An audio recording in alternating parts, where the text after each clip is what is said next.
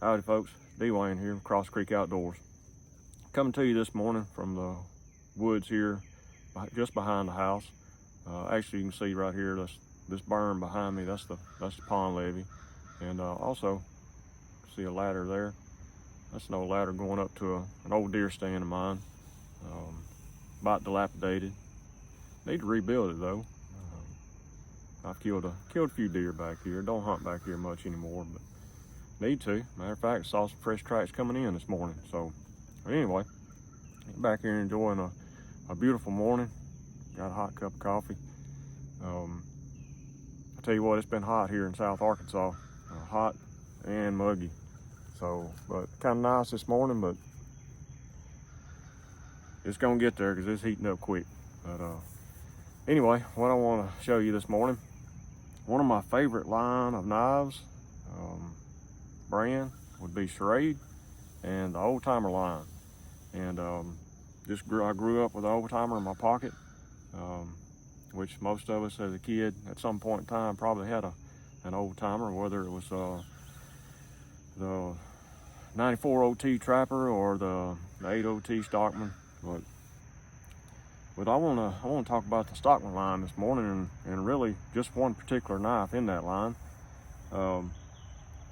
You know, Schrade, with most of their knives, they, even after a model number, they usually give it some kind of nickname, if you will.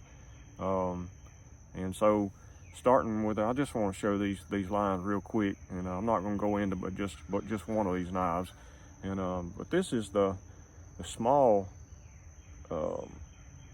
Old Timer Stockman. This will be the 108 OT, and I'm not going to open these up and go into them. We know what the Stockmans are. You got your typical clip point main blade, a sheet foot, and I think this one may even have a pin. I don't think it's got. Yes, it does have the pin blade, the little guy.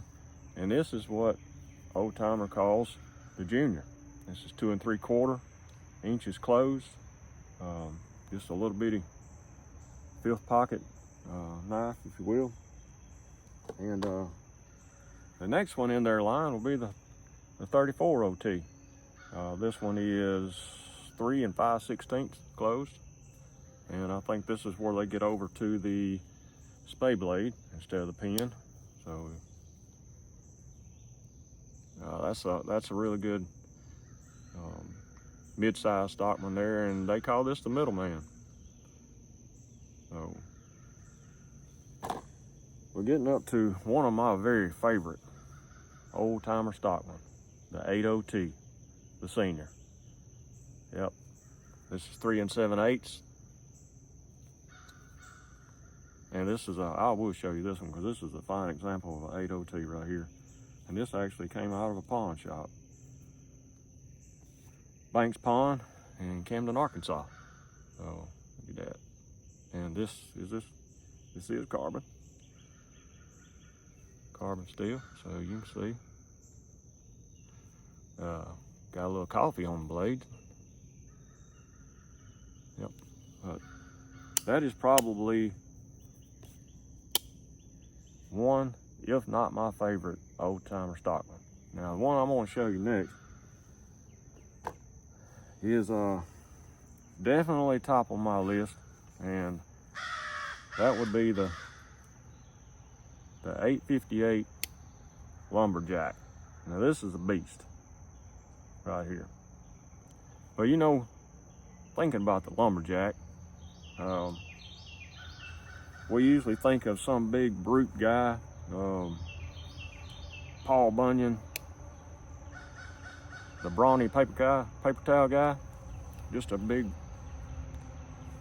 burly, muscled up guy. But let me show you something right here. Get a load of this guy right here.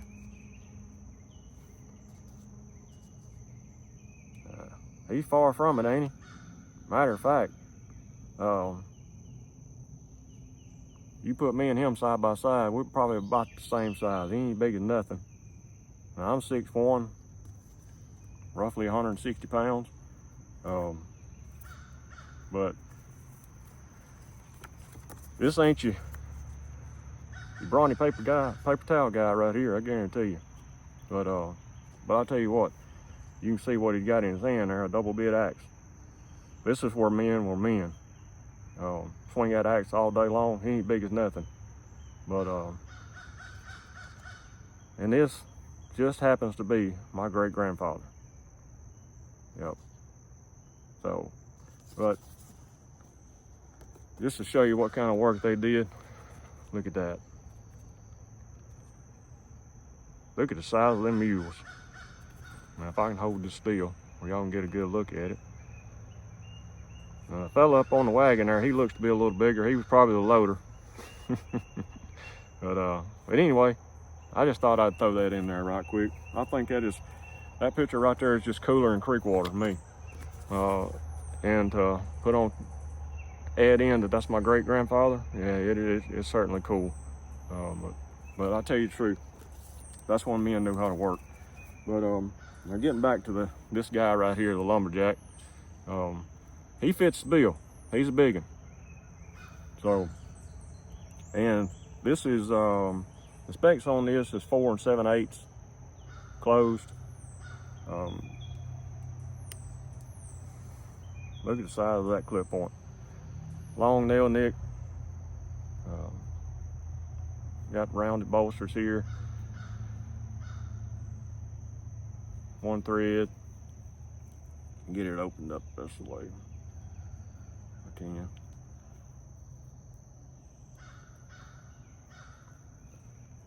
A big old sheep foot. Thick spay. Now right there do some skinning. Yep, but as you can see, I can get that to come in there. This is the Schrade Plus. So this is stainless. Now look at them back springs. Carbon back springs. Yeah.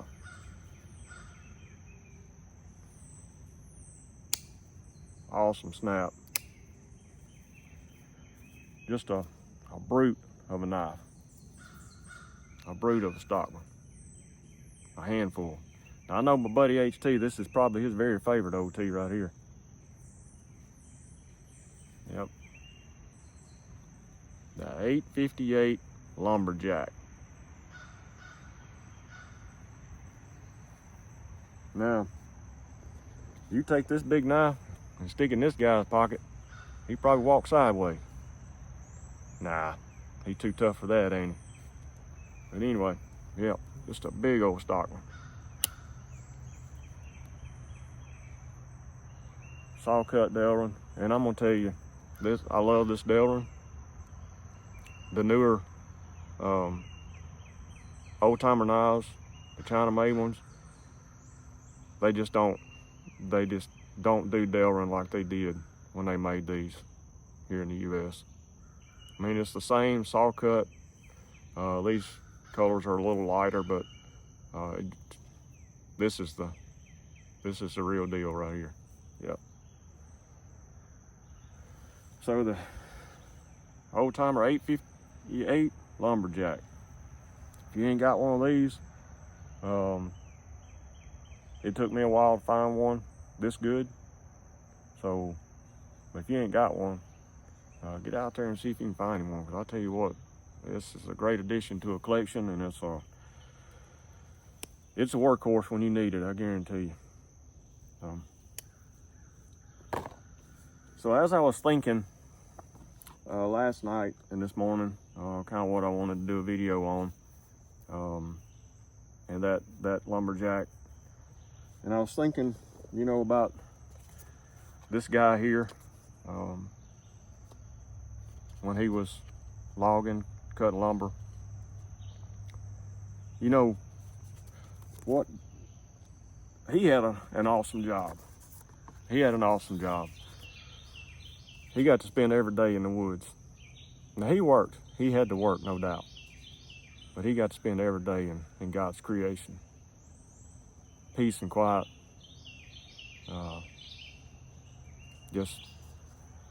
Now I never done that kind of work.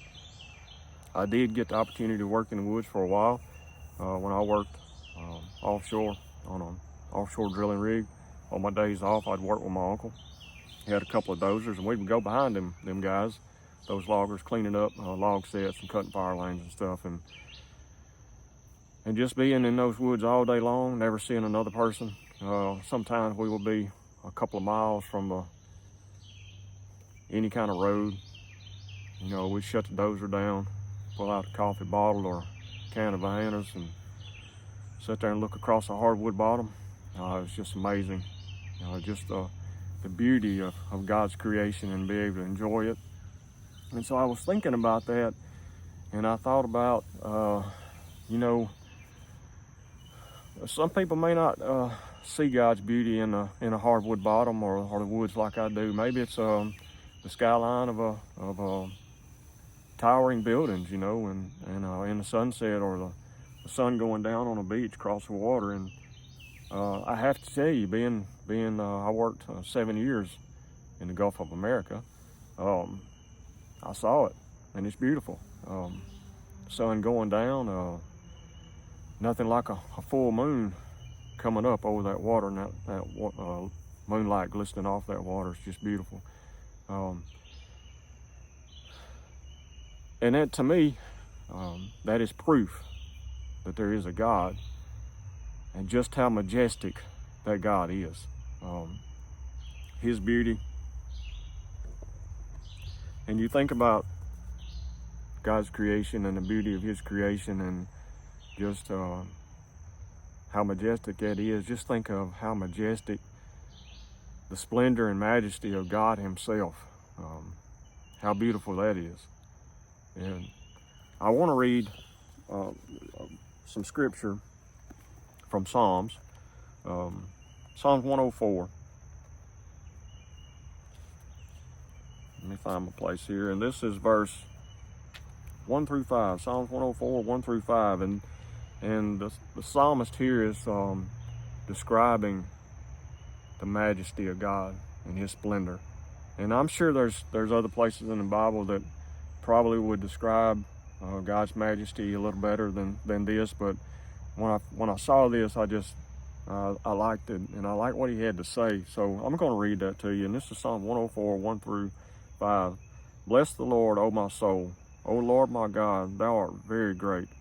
Thou art clothed with honor and majesty.